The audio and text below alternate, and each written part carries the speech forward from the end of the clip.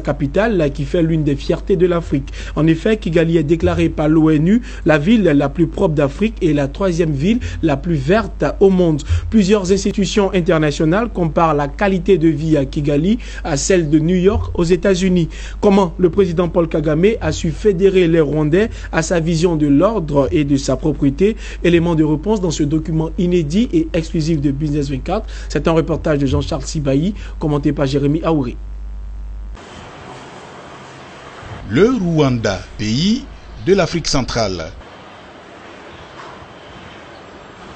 Si par le passé le nom du pays était connu pour sa douloureuse histoire du génocide de 1994 qui a fait plus de 800 000 morts, aujourd'hui le Rwanda fait la fierté de tout un continent et du monde entier. Non seulement parce que le pays a su transcender ses erreurs, mais aussi à cause de sa capitale, Kigali,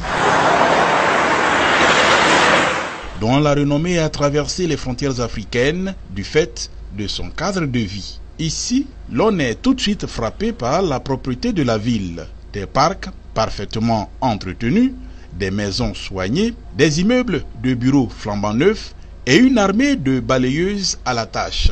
Difficile de trouver l'ombre d'un déchet par terre, et les habitants s'y promènent sans problème de jour comme de nuit.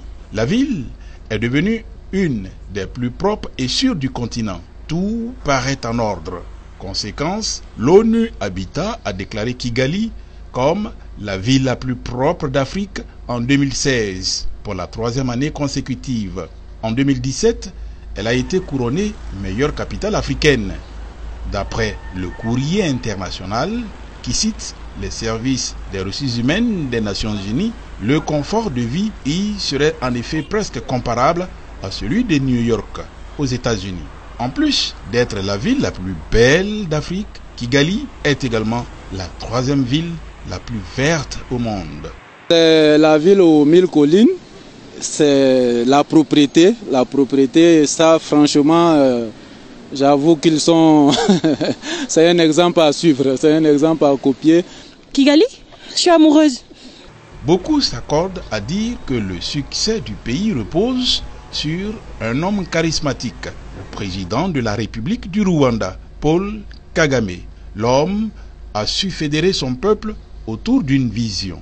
Au Rwanda, chaque 100 maisons constitue ce que le pays appelle un village. Les habitants se choisissent un chef qui a pour mission de les organiser afin de rendre leur lieu d'habitation propre. Chaque mois, tous les derniers samedis, c'est obligatoire, les habitants donnent 3 heures de leur temps à rendre leur quartier propre et à faire d'autres travaux communautaires. Personne ne s'y dérobe, même les autorités politiques et les opérateurs économiques étrangers. La loi est la même pour tous.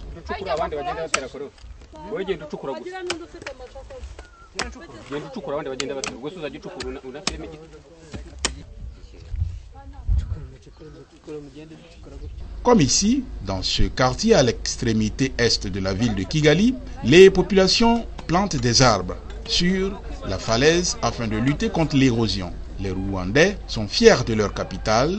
Tous les premiers samedis, c'est une tradition, toutes les grandes artères sont fermées à la circulation automobile. C'est le jour du cross ou de la marche populaire. Il n'est pas rare de voir le président Paul Kagame y participer. Avec une telle organisation, ce n'est pas surprenant que depuis 2000, le Rwanda affiche une croissance économique de l'ordre de 8% de son PIB. Le Rwanda est aujourd'hui un pays sûr.